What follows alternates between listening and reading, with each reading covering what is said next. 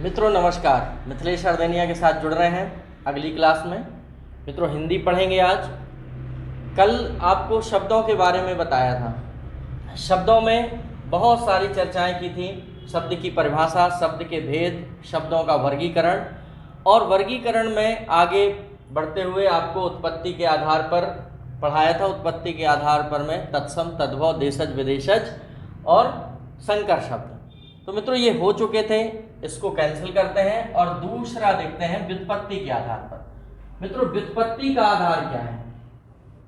बने हुए में और बना देना, जिसको रेनोवेशन कहते हैं। जब कोई मकान है नींव से बनेगा तब वो उत्पत्ति है, और जब बने बनाए में हम कुछ सुधार कार्य कर दें, कुछ रचना कार्य कर दें या कुछ और बनावट कर दें, वो व्युत्पत्ति कहलाती है। तो व्युत्पत्ति के आधार पर या रचना के आधार पर या बनावट के आधार पर शब्द के तीन भेद होते हैं: रूढ़, यौगिक और योग रूढ़। मित्रों रूढ़ क्या है? रूढ़ किसे कहेंगे? तो मित्रों रूढ़ मीन्स होता है पुराना या प्राचीन। जैसे आप बाजार जाते हैं, बाजार में आप लौकी खरीदते हैं, तो खरीदने के पहले उसको देखते हैं। अगर सॉफ्टली नाखून गया तो ठीक है, नहीं तो कह देते हैं कि रुढ़ा गई है।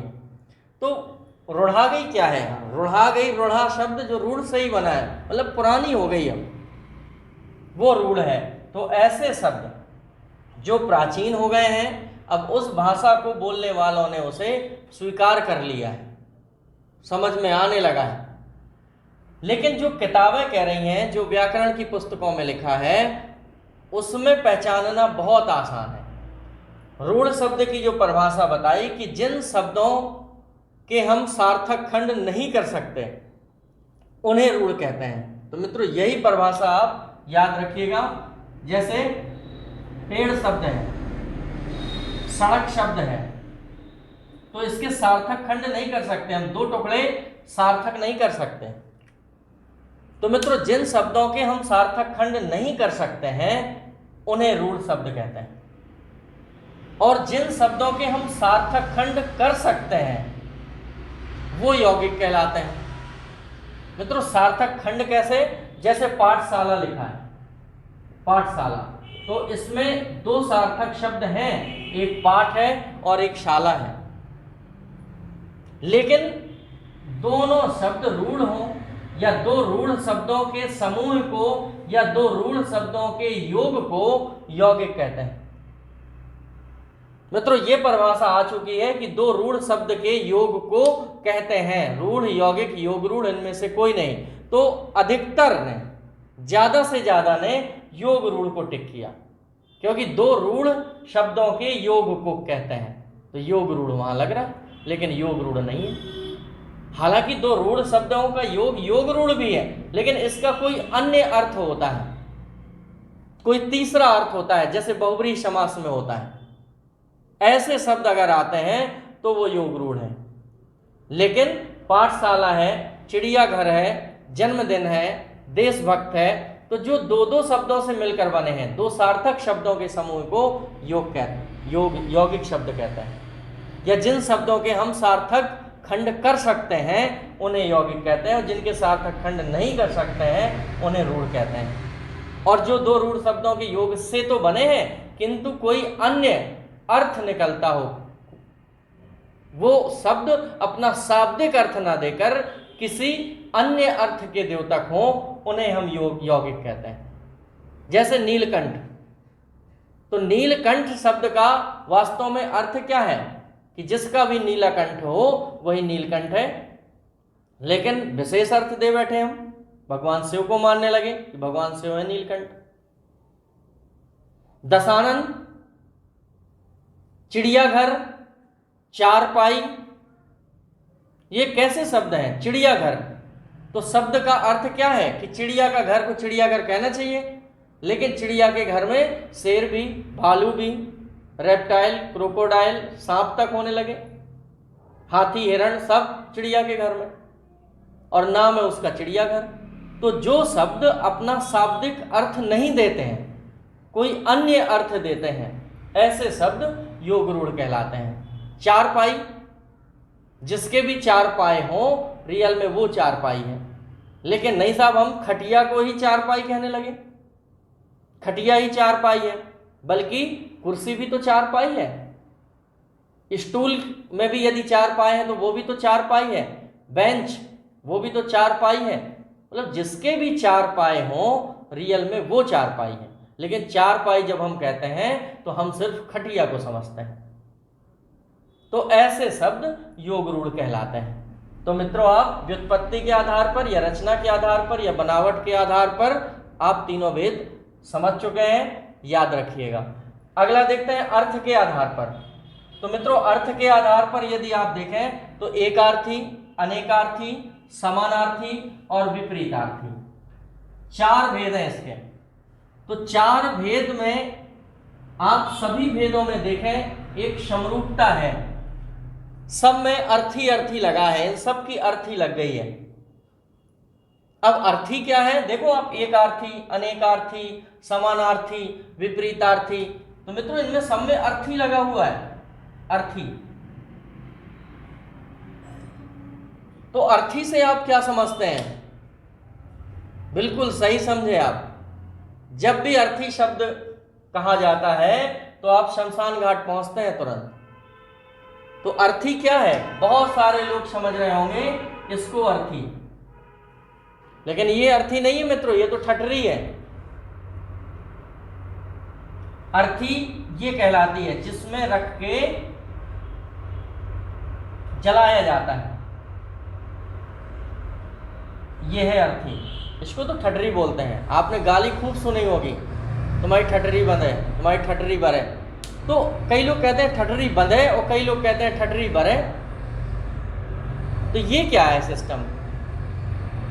मित्रों, अगर कोई कहता है तुम्हारी ठटरी भरे तो कह देना पहले गाली देना सीख लो। ठटरी कभी बरती नहीं है, क्योंकि ठटरी जलाई नहीं जाती, ठटरी बंधती है। ठीक है। अर्थी का मतलब वास्तव में ये है अर्थी। लेकिन यहां फिर क्या अर्थी का? इन सब की चिता लग गई क्या? नहीं, हम इनके वास्तविक अर्थ में नहीं पहुंचे। जब हम भरी पूरी क्लास में पढ़ाते हैं और भरी पूरी क्लास में कह देते हैं कि ये जितने लोग बैठे हैं ये सब अर्थी हैं, तो चौंक जाते हैं स्टूडेंट्स कि अब तो सर पागल हो गए हैं, यानी क्या का क्या पढ़ाए जा रहे हैं। पहले ठटरी बांधी, फिर अर्थी लगा दी और हम अर्थी दिख रहे हैं। तो जी हाँ, हम क्या है? अर्थी ही हैं, क्योंकि अर्थी मतलब होता है ग्रहण करने वाला। बस हम विद्या की अर्थी हैं, और जो शमशान घाट में होती है ये मुर्दे की अर्थी है, इसको हम मृदार्थी बोलते हैं। और हम विद्या को ग्रहण करते हैं तो हम विद्यार्थी कहे जाते हैं। तो विद्या को ग्रहण करने वाला विद्यार्थी, ऐसे एक अर्थ को ग्रहण करने वाला एकार्थी, अनेक अर्थ को ग्रहण करने वाला अनेकार्थी, समान अर्थ को ग्रहण करने वाला समानार्थी, और विपरीत या विलोम अर्थ को ग्रहण करने वाला विपरीतार्थी।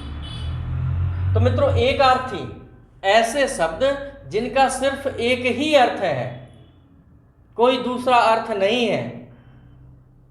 गणेश,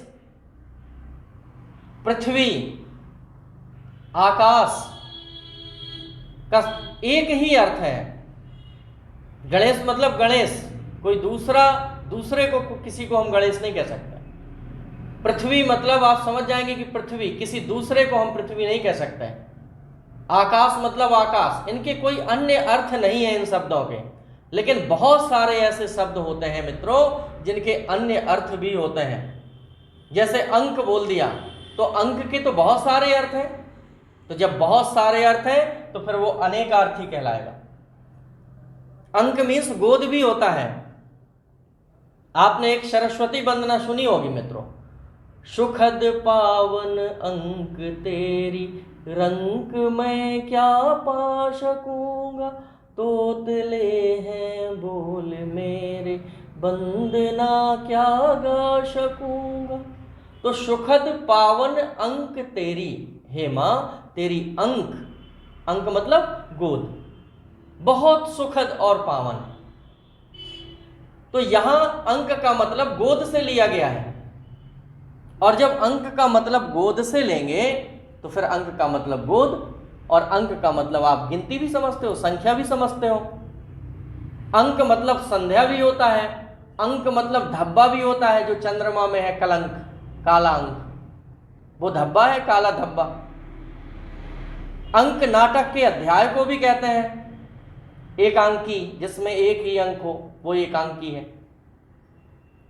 नाटक के अध्याय को अंक बोला जाता है मित्रों, प्रथम अंक, द्वितीय अंक, तृतीय अंक। तो अंक शब्द के कई अर्थ हैं, तो फिर वो कहलाएगा अनेकार्थी। समानार्थी, समानार्थी मतलब पर्यायवाची। पर्यायवाची, बहुत सारे पर्यायवाची आपको याद करवा देंगे। यदि आपको जल के पर्यायवाची आते हैं, जल, नीर, वारी, सलिल, पानी, अंबु, तोय, पय, इतने सारे पर्यायवाची यदि आपको आते हैं, तो इन्हीं पर्याय शब्दों से आपको आकाश के बनने लगेंगे, सॉरी बादल के बनने लगेंगे। आकाश के नहीं, बादल के, जल बादल। समुद्र के बनने लगेंगे, कमल के बनने लगेंगे। क्योंकि यदि जल के पर्याय में आप जा जोड़ देते हैं तो कमल के पर्याय बन जाते हैं। जैसे देख रहे हैं आप, जल, नीर, वारी, सलिल, अंबु, तोय, पय, जल, नीर, वारी, सलिल, अंबु, तोय, पय, और इसके और भी याद कर लेना है। जैसे मेघ पुष्प, तो मेघ पुष्प जल का पर्यायवाची। अब इसमें अगर हम जा जोड़ दें तो कमल के बन जाते हैं। जैसे जलज, नीरज, वारिज, शलिलज, अंबुज, तोयज, पयज, ये तो जल के पर्याय से बन गए। लेकिन इसके अलावा आपको और भी याद करना है कमल के पर्याय। जैसे शतदल मीन्स भी कमल होता है, अरविंद मीन्स भी कमल होता है, पुंडरीक मीन्स भी कमल होता है, इंदिवर मीन्स भी कमल होता है।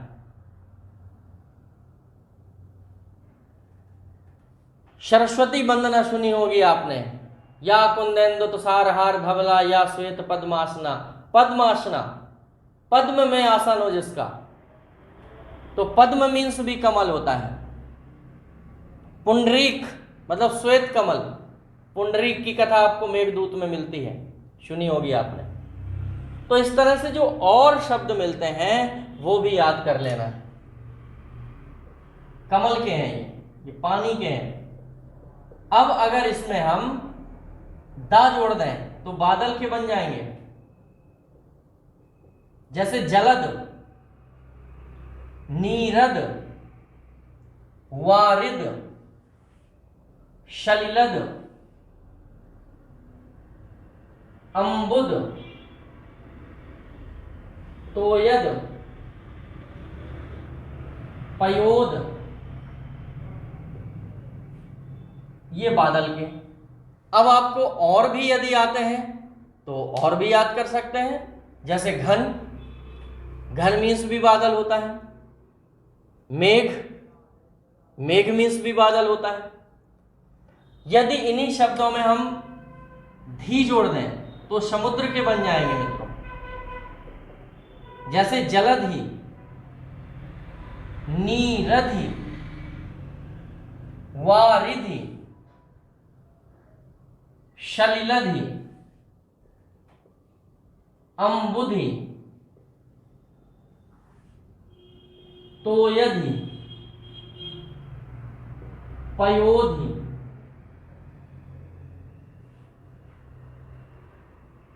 बहुत आसान तरीका है, लेकिन इनके अलावा यदि और भी हैं तो आपको देख लेना है किताबों से, क्योंकि समुद्र के और भी पर्यायवाची आपको मिलेंगे। सागर, आपने एक कविता सुनी होगी, साजी चतुरंग सैन्य अंग में उमंग धारी शर जा शिवाजी जंग जीतन चलत हैं। वहां थारा पर पारा पारा वारियों हलत जिम, जब चतुरंगनी सेना चलती है तो समुद्र कैसे हिलता है, जैसे थारा पर पारा, थारा पर पारा पारा वारियों हलत जिम, पारावार समुद्र को कहा गया है, तो समुद्र का ही पर्याय है पारावार। मित्रों, रत्नाकर भी समुद्र का पर्याय है। रत्नाकर, आकर मीन्स होती है खान, जैसे हीरे की खान होती है ना, कोयले की खान होती है, ऐसे ही समुद्र किसकी खान है? रत्नों की खान है मित्रों। खुदे खुदाए डले हैं, खोदना भी नहीं है वहां, बोरी लेके जाओ और भर लाओ, हीरे जवाहरात मोती वगैरह खूब डले नीचे, इसलिए उसको रत्नाकर कहा गया है। तो और भी पर्यायवाची आपको याद कर लेना है। ये जो ट्रिक है ये तो आपको याद करना ही है, लेकिन इतने से आपका कंपटीशन एग्जाम नहीं निकलेगा। कुछ कहानियों के माध्यम से भी पर्यायवाची पढ़े जाते हैं। जैसे आपने राजा बलि की कहानी सुनी होगी। राजा बलि वैसे राक्षसी प्रवृत्ति के थे, राक्षस कुल में उनका जन्म हुआ था, लेकिन कर्म अच्छे करते थे। यज्ञ आदि के द्वारा वो इंद्र के सिंहासन को पाना चाहते थे। फिर वो इंद्र का सिंहासन पाके फिर अपना राक्षस कुल को मजबूत करना चाहते थे, ये भावनाएं थी उनकी। तो देवता नहीं चाहते थे कि कोई राक्षस इंद्र के सिंहासन पर बैठे, क्योंकि राक्षस मतलब नेगेटिव ऊर्जा, नकारात्मक ऊर्जा का संचार करते हैं वो, और देवता सकारात्मक ऊर्जा का संचार करते हैं। तो वहां राजा बलि ने यज्ञ किया और भगवान विष्णु, जब उनकी यज्ञ सफल होने लगी तो फिर राजा विष्णु भगवान ने ही अवतार लिया, एक बटु वेशधारी, 52 अवतार जिसको कहते हैं, 52 अवतार में, और उनके यहाँ याचक बनकर पहुंच गए राजा बलि के पास, भिक्षाम देही। राजा बलि सबको भिक्षा देते थे, इनको भी वही साधारण भिक्षा देने लगे। तो बटुक वेशधारी पीछे हट गए, बोले मुझे ये अन्नादि धनादि नहीं चाहिए। तो बोले क्या चाहिए? बोले मैं जो मांगूंगा वो आप देंगे, आप ऐसा कसम खाइए, शपथ लीजिए। उस भाषा में उसको क्या बोलते थे? संकल्प लीजिए आप। तो उन्होंने संकल्प ले लिया। संकल्प जैसे लेने लगे तो शुक्राचार्य ने मना किया कि तुम फंस जाओगे। शुक्राचार्य बहुत विद्वान थे, फंस जाओगे, संकल्प नहीं लेना। लेकिन उन्होंने ये सोचा कि मेरा इंद्र का सिंहासन निकट है, अगर मेरे दरवाजे से कोई खाली लौट जाएगा तो फिर सब बेकार हो जाएगा। तो उनने संकल्प ले लिया, और संकल्प लेके बोले मांगिए। तो 3 पग पृथ्वी मांग ली राजा बलि ने। और जब 3 पग पृथ्वी मांगी मित्रों, 3 पग पृथ्वी के लिए कह तो दिया, लेकिन अट्टहास करने लगे राजा बलि। एक तो ये 52 कद के हैं, 52 अंगुल के हैं, और 3 पग पृथ्वी मांगी है। मेरे गुरु भी नाराज हो गए, उनकी अवहेलना कर दी। चाहे जहां की ले लो जमीन, आप मेन रोड की नाप लो। उस समय खैर मेन रोड की वैल्यू नहीं थी, आज है वैल्यू। बोले जहां की चाहिए वो वहां की ले लो। तो जब ये हंसने लगे तो बटुक वेशधारी भगवान विष्णु गुस्सा हो गए। बोले ठीक है तो नाप लूं? बोले नाप लो, बहुत बड़ी है पृथ्वी, नापो। तो इनने वहां पर विष्णु ने अपने रूप का विस्तार करना शुरू किया और विशाल रूप धारण कर लिया, और पूरी पृथ्वी को 2.5 पग में ही नाप दिया। उनने कहा पृथ्वी खत्म, तो राजा बलि भौचक रह गए। पृथ्वी खत्म, क्योंकि पृथ्वी शब्द पृथु शब्द से बना है। पृथु मीन्स होता है विशाल। इतनी विशाल पृथ्वी खत्म। तब उन्हें झटका लगा, बोले अरे। तो फिर उन्होंने दिमाग लगाया कि अब ये तो मैं वचन हार जाऊंगा, इंद्र का सिंहासन नहीं पा पाऊंगा। तो इन्होंने दिमाग लगाया कि अभी मेरे शरीर में भी पृथ्वी तत्व है, क्षिति तत्व, क्षिति जल पावक गगन समीरा, 5 तत्व से बनी है ना मित्रों पृथ्वी। तो फिर उन्होंने कहा कि मेरे पास अभी पृथ्वी तत्व है, आप मेरे ऊपर पैर रखिए और मैं अपने वचन को पूरा करता हूँ। तो भगवान विष्णु प्रसन्न हो गए कि ये दिमागदार भी है, अपने ऊपर पैर रखवा लिया और अपने वचन को पूरा कर दिया। और जब अपने वचन को पूरा कर दिया तो विष्णु ने कहा मांगो वरदान, क्या चाहते हो? बोले ठीक है वरदान मांगता हूँ। लेकिन विष्णु बोले कि लेकिन एक काम करना है, तुम पृथ्वी दान में दे चुके हो तो तुम्हें पृथ्वी छोड़ना पड़ेगी। बोले ठीक है पृथ्वी छोड़ दूंगा, आप वरदान तो देंगे? तो बोले वरदान दूंगा। तो राजा बलि ने वरदान में मांग लिया कि मैं जहां जाऊंगा हमेशा आप मेरे साथ रहेंगे। चलो मैं पृथ्वी छोड़ूंगा तो तुम भी मेरे साथ रहोगे, अब चलो साथ में। इनको भी लिए पाताल लोक चले गए। यहाँ लक्ष्मी जी आई। लक्ष्मी जी ने जब अब विष्णु जी बहुत दिनों तक नहीं पहुंचे तो लक्ष्मी जी ने ढूंढना शुरू किया, पता चला कि पाताल लोक चले गए। लक्ष्मी वहां पहुंची, बोले हम आपसे कुछ मांगने आए हैं। बोले मांगने का काम तो खत्म है, कुछ बचा ही नहीं अपने पास। बोले नहीं आपके पास है। बोले है तो मांग लो। बोले आप संकल्प लो। बोले एक संकल्प के कारण तो ये दशा हुई, अब ये दूसरी संकल्प वाली आ गई। बोले नहीं संकल्प लेना पड़ेगा। बोले ठीक है संकल्प ले लेता हूँ। जैसे ही संकल्प लिया सो लक्ष्मी जी ने अपने स्वामी को मांग लिया, बटुएशधारी को मांग लिया। तो फिर राजा बलि ने कहा कि मैंने अपनी रक्षा के लिए इन्हें साथ में रखा था। तो फिर लक्ष्मी ने राजा बलि की रक्षा का वरदान दे दिया और रक्षा सूत्र बांध दिया। मित्रों ध्यान रखिए, बहनें ध्यान रखें ये कि जो रक्षा सूत्र आज हम बांधते हैं या जो रक्षाबंधन त्योहार शुरू हुआ वो उसी दिन से शुरू हुआ। सबसे पहली राखी या रक्षा राजा बलि को लक्ष्मी ने बांधी थी। इसीलिए जब भी पंडित जी रक्षा बांधते हैं तो एक मंत्र पढ़ते हैं, एन भद्रो बलि राजा दानवेंद्रो महाबला। एन बद्धो बलि राजा मतलब जो बंधन बांधा गया राजा बलि को, एन बद्धो बलि राजा दानवेंद्रो महाबला, जो महाबलशाली थे महादानवीर थे उनको जो रक्षा सूत्र बांधा गया वही रक्षा सूत्र हम आपको प्रदान करते हैं। इसीलिए इस मंत्र पढ़ा जाता है। अपनी बात मित्रों यहाँ तक नहीं जानी थी लेकिन रक्षाबंधन को बताना था, इसलिए यहाँ तक आ गए। अपन को और पहले से कहानी को मोड़ देना था। ये मित्रों गप नहीं चल रही, क्लास चल रही है, पढ़ाई चल रही है। बहुत कुछ हम आपको बताने वाले हैं इस कहानी के माध्यम से, तो आप सुनते रहिएगा। बहुत लोग कहानी को सुनकर बोले अरे वो तो फालतू समय पास करते हैं। तो मित्रों समय पास करने की मेरी आदत नहीं है। अगर मैं सबसे ज़्यादा महत्व किसी चीज़ को देता हूँ तो वो सिर्फ समय को, संबंधों को और धन को, तीन चीज़ों को मैं बहुत महत्व देता हूँ। उसमें पहली वरीयता समय है, दूसरी वरीयता संबंध है और तीसरी वरीयता धन है। क्योंकि धन के बिना जीवन संभव नहीं है। संबंध उसके सपोर्टर होते हैं और यदि समय को लेकर चलते हैं तो ये दोनों आपके साथ रहते हैं। तो मित्रों ये कथा मोड़ लेनी थी जब पृथ्वी नापी, जब उन्होंने विशाल स्वरूप धारण किया और पैर उठाया अपना, तो विशाल पैर होकर और ब्रह्मांड में पहुंच गया। तो ब्रह्मा जी घबराए कि ये पैर किसका चला आ रहा है इतना बड़ा। उन्होंने बड़े गौर से देखा तो बोले अरे ये तो हरिचरण है, विष्णु पद है। तो बिना देरी किए ब्रह्मा ने विष्णु के चरण पखार लिया, अंगूठा पखार लिया, धो लिया अपने कमंडल में, और वहीं मित्रों गंगा की उत्पत्ति हो गई। ये कथा यहाँ समाप्त। अगली कथा यहाँ से जुड़ती है भगीरथ वाली। भगीरथ ने अपने पूर्वजों का तरन तारण करने हेतु यहाँ पर तपस्या किया पृथ्वीलोक पे, और जब पृथ्वीलोक पे तपस्या की तो वहाँ ब्रह्मा जी को प्रसन्न किया। ब्रह्मा जी से कहा कि वो जो गंगा है आपके पास कमंडल में उसको थोड़ा लुढ़काओ।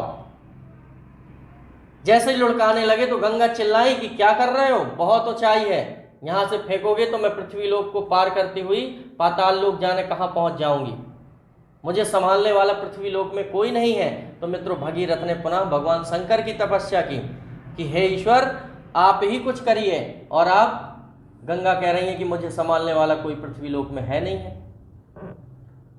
तो फिर भगवान शंकर ने ब्रह्मा से सीधे कांटेक्ट किया कि फेंको इसको, गंगा को देखता हूं मैं, और अपने जटाजूट खोल के और पूरी गंगा को शिरोधारी कर लिया, सिर में धारण कर लिया।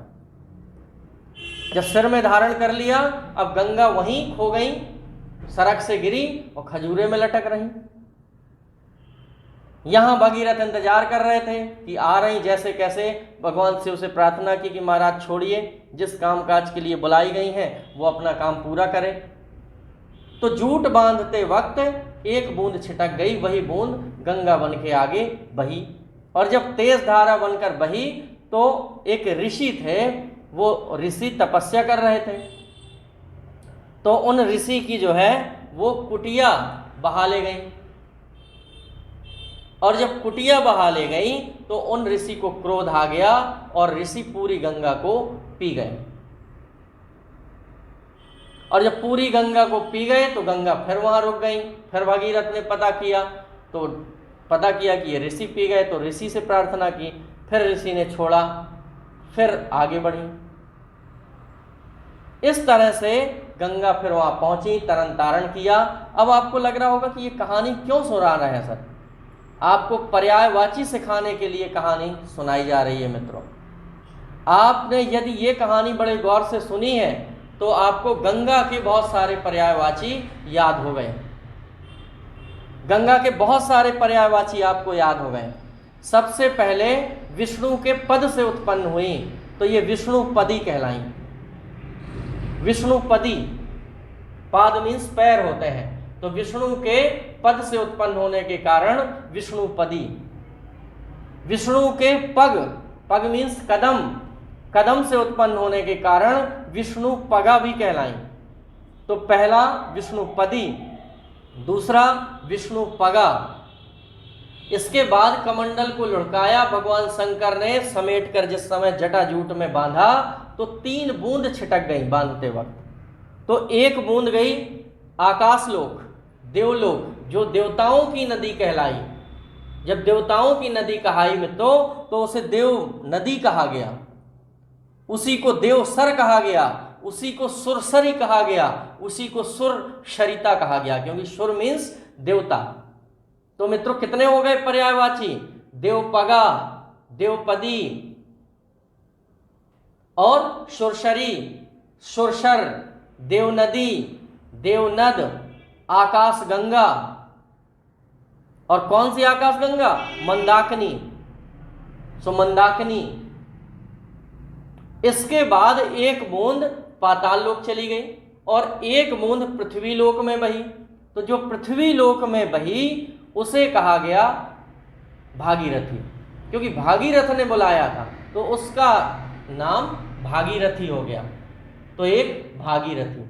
और जब ये 3 रास्ताओं में गई, आकाश, पाताल और पृथ्वी, तो उसको कहा गया त्रिपथगा। त्रि मीन्स 3, पथ मीन्स रास्ता और गा मीन्स जाने वाली, तो उसे कहा गया त्रिपथगा, मतलब 3 रास्ताओं में जाने वाली, त्रिपथगा। जब अब ये बही पृथ्वी लोक में, जब पृथ्वी लोक में बही तो ऋषि पी गए। मित्रों उन ऋषि का नाम क्या था? जन्हू ऋषि। तो जन्हू ऋषि जब पी गए और उन्होंने फिर उचित वेग में निकाला तो फिर गंगा का नाम पड़ा जाह्नवी, क्योंकि वो जन्हू की ऋषि द्वारा, जन्हू ऋषि द्वारा उत्पन्न हुई। तो जाह्नवी जन्हू की पुत्री कहलाई, तो जन्हू तनया। तो 2 पर्याय और बढ़ गए, जन्हू तनया और जाह्नवी। और जब ये जाह्नवी आगे बढ़ी तो सबको मोक्ष दिलाया, तो उनको कहा जाने लगा मोक्षदायिनी। कितने सारे नाम आपको इस कथा के द्वारा याद हो गए। मित्रों ऐसे अगर रटते तो याद नहीं होते हैं। सबसे पहले आप फिर से देख लीजिए, विष्णुपदी, विष्णुपगा, त्रिपथगा, सुरसरी, सुरसर, देवनद, देवशर, देवनदी, भागीरथी, जन्हूतनया, जाह्नवी, मोक्षदायिनी।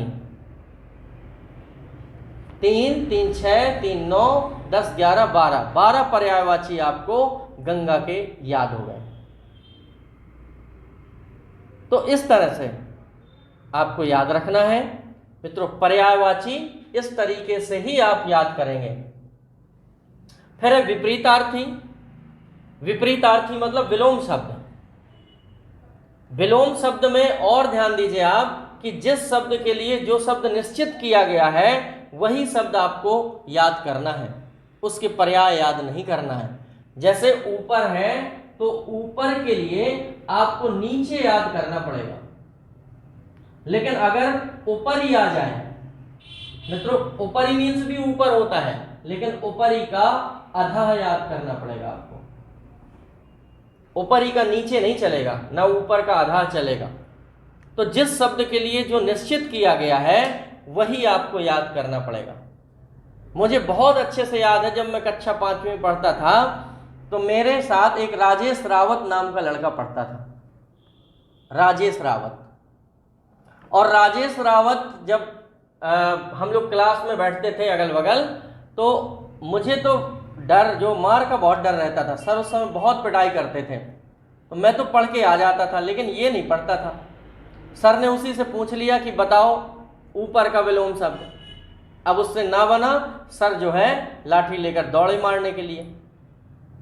तो अधिकतर क्या होता है कि जब बगल वाले से नहीं बनता तो अधिकतर बहुत जल्दी बगल वाले का नंबर भी आ जाता है। तो हम भी घबरा गए कि अब तो हमें भी घलना है। जब वो सर उसके पास पहुंचे तो बोलते हैं बताओ जल्दी, तो बहुत पिटाई करेंगे। तो वो घबराहट में क्या बोला, बोले ऊपर का तरे। तो मेरे तो तरे नहीं याद करना है, ध्यान रखिएगा, ऊपर का नीचे याद रखना है, ऊपरी का आधा याद करना है। जैसे पूर्व है तो पूर्व का पश्चिम याद करना है। लेकिन अगर प्राची आ जाए, प्राची मीन्स भी पूर्व होता है, तो प्राची का प्रतीची याद करना है। उत्तर का दक्षिण याद करना है, लेकिन उदीची का अवाची याद करना है। आपको अंदर का बाहर याद करना है, लेकिन बाह्य का आभ्यंतर याद करना है। तो विलोम शब्द में यह जरूर याद रखिएगा कि जिस शब्द के लिए जो शब्द निश्चित किया गया है वही शब्द आपको लिखना पड़ेगा, क्योंकि ऑप्शन में कई बार वो समानार्थी शब्द दे देते हैं। सब है, लेकिन उसके लिए शब्द कौन सा निश्चित किया गया है वो आपको याद करना है। तो मित्रों, आज इतना ही अर्थ के आधार पर आपका पूरा हो गया। कल पढ़ेंगे प्रयोग के आधार पर। अगले वीडियो में मिलते हैं दोबारा, तब तक के लिए नमस्कार।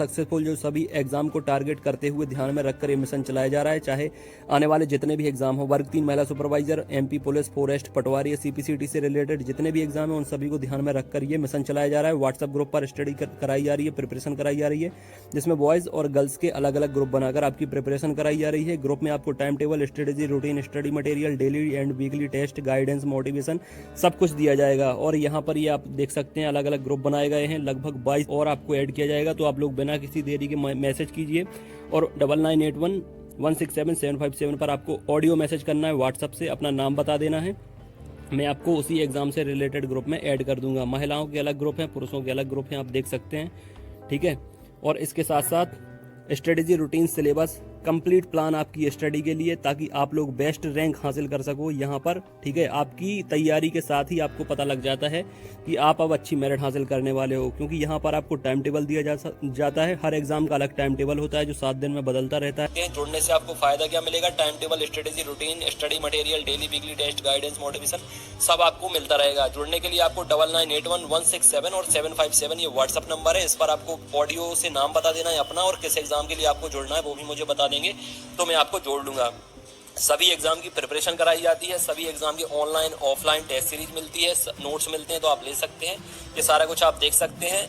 कम से कम 1000 से ज़्यादा स्टूडेंट वर्ग 3 की प्रिपरेशन लगातार कर रहे हैं, जिनने नोट्स मंगाए हैं। 5000 से ज़्यादा स्टूडेंट मेल और फीमेल ग्रुप में जुड़े हैं। खासकर एमपीटीईटी के लिए टाइम टेबल दिया गया है उन्हें, और एमपीटीईटी के लिए जो स्पेशल नोट्स बनाए गए हैं, पीईबी जो सिलेबस है उसके हिसाब से उसको लेकर पढ़ना आप जरूर शुरू करें, क्योंकि उससे पीईबी सिलेबस पूरा कंप्लीट कवर किया गया है। मार्केट में ऐसी कोई बुक नहीं है जो सिलेबस को कवर करे और इतना बेहतरीन स्टडी मटेरियल आपको दिया जाए, जिसमें शानदार पेडागोजी भी दी गई है जो 15 नंबर की आने वाली है, और बाकी आपका जो 15 नंबर का अलग पार्ट है वो भी इसमें अच्छे से कवर आपका हो जाएगा।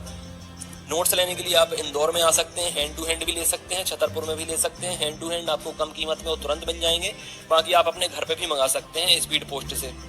उसके लिए भी मुझे 9981167757 पर मैसेज कर दें। छतरपुर का जो ऑफिस है वो छत्रसाल बुंदेलखंड यूनिवर्सिटी के सामने है। इस तरह के जो नोट्स बनाए गए हैं सारा कुछ स्पेशल फैकल्टी के द्वारा, कोशिश यही की जाएगी कि आपके 125 प्लस अंक आए, चाहे आप किसी भी कैटेगरी से बिलोंग करते हो। 125 प्लस अंक अगर आपके आ गए तो सिलेक्शन आपका वर्ग 3 में होने से कोई रोक नहीं सकता। ठीक है फ्रेंड, अब इसके साथ साथ ऑनलाइन टेस्ट सीरीज जिसकी प्रिपरेशन उन्हें लगता है कि हो गई है वो ऑनलाइन टेस्ट सीरीज भी लगा सकते हैं। ऑनलाइन टेस्ट सीरीज भी मैं आपको प्रोवाइड कर दूंगा। 30 ऑनलाइन टेस्ट मिल जाएंगे, 20 आपको PDF मिल जाएंगी।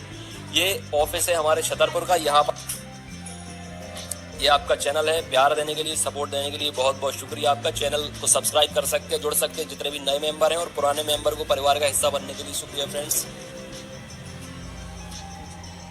अपनी सेहत का ख्याल रखें, कोरोना से बच कर रहें। God bless you, all the best and take care.